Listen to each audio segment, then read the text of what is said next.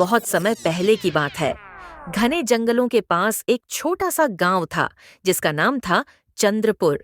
इस गांव में सिर्फ 50-60 परिवार रहते थे और सभी आपस में अच्छे दोस्त थे। गांव छोटा था, पर एक बात ने उसे पूरे इलाके में मशहूर रखा था। वहां की डरावनी चुड़ैल की कहानी। गांव के बाहर एक बहुत पुराना पीपल का पेड़ था। वह इतना बड़ा था कि उसकी शाखाएं आसमान को छूती थीं। लोग कहते थे कि उस पेड़ पर एक चुड़ैल रहती है, सफेद साड़ी पहने, हरे रंग की, लाल चमकती आंखों वाली चुड़ैल। गांव के बड़े बुजुर्गों का कहना था कि वह चुड़ैल हर उस इंसान को पकड़ लेती है जो सूरज डूबने के बाद उस पेड़ के पास जाता है।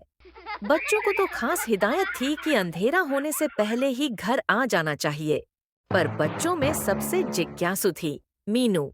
मीनू 9 साल की चंचल और निडर लड़की थी। उसे भूत प्रेत की कहानियां सुनना बहुत पसंद था। वह अक्सर अपनी दादी से पूछा करती। दादी, क्या चुड़ैल सच में होती है?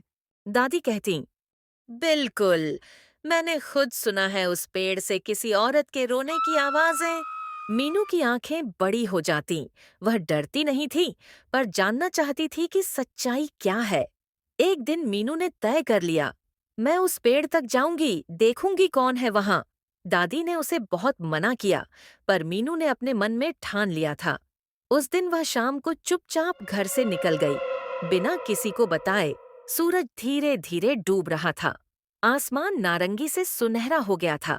मीनू के कदम धीमे धीमे जंगल की ओर बढ़ते गए। थोड़ी देर में वह पुराने पीपल के पास पहुंच गई। चारों ओर सन्नाटा था। हवा भी अजीब सी आवाज कर रही थी।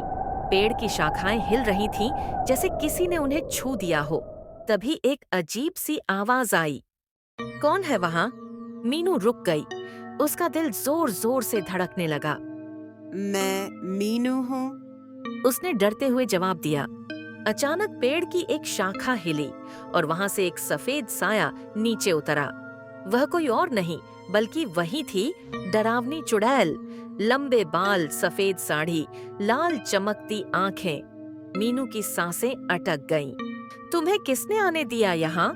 चुड़ैल की आवाज गूंजी।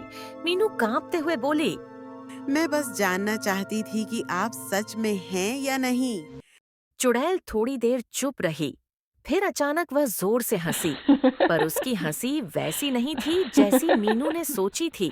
वह तो एक प्यारी सी हंसी थी, जैसे कोई बूढ़ी दादी मुस्कुरा रही हो।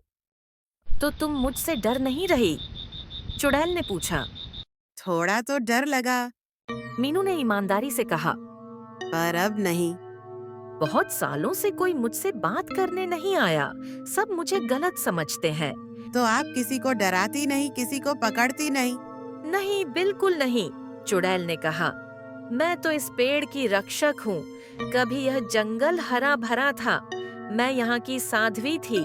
लोग मेरी सलाह लेने आते थे, लेकिन जब जंगल काटे गए और लोग लालची हो गए, तो उन्होंने मुझे चुड़ैल कह दिया। मीनू को बहुत बुरा लगा। तो आप यहाँ अकेली रहती हैं? उसने पूछा। चुड़ैल ने सिर हिलाया। हाँ, और अब सिर्फ रात को बाहर आती हूँ। दिन में सब मुझे पत्थर मारते हैं। मीनू की आंखों में आंसू आ गए। आप बुरी नहीं हैं, मैं सबको बताऊंगी। उस रात मीनू देर से घर पहुंची। सब उसे ढूंढ रहे थे। दादी उसे देखते ही गले से लगा लिया। जब मीनू ने चुड़ैल की सच्चाई बताई, तो कोई उस पर विश्वास नहीं कर सका। अगले दिन मीनू गांव के और बच्चों को लेकर पीपल के पेड़ के पास गई। वह फिर से चुड़ैल से मिली। धीरे धीरे बच्चों ने देखा कि चुड़ैल तो सच में बहुत प्यारी है। वह हंसती थी, कहानियां सुनाती थी और पेड़ पौधों के बारे में ज्ञान देती थी। अब गांव के लोग भी आकर उससे बात करने लगे। उन्होंने चुड़ैल से माफी मांगी और उसे वृक्ष देवी का नाम दिया। गांव में फिर से पेड़ लगाए गए। जंगल लौटने लगा और डरावनी चुड़ैल अब सबकी दादी बन गई, जो बच्चों को कहानियां सुनाती थी और प्रकृति की रक्षा करना सिखाती थी। और इस तरह डर की जगह प्यार ने ले ली।